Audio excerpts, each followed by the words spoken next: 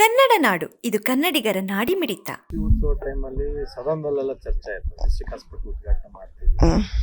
ಉದ್ಘಾಟನೆ ಸಿಎಂ ಮಾಡ್ತಾರೆ. ನಾವು ಅದಕ್ಕೂ ತಯಾರಿ ಮಾಡ್ಕೊಳ್ತಾ ಇದೀವಿ. ಈಗಿನವರೆಗೂ ಸುದ್ದಿ ಪ್ರಕಾರ ಡಿಸ್ಟ್ರಿಕ್ಟ್ ಹಾಸ್ಪಿಟಲ್ ಉದ್ಘಾಟನೆ ಆಗ್ತಾ ಇದೆ.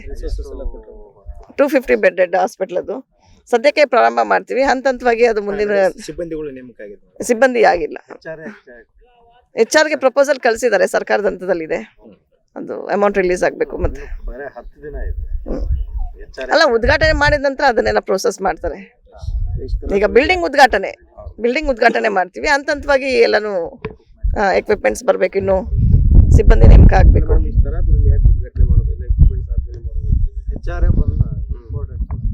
ಸರ್ಕಾರದ ಡಿಸಿಷನ್ ಇದು.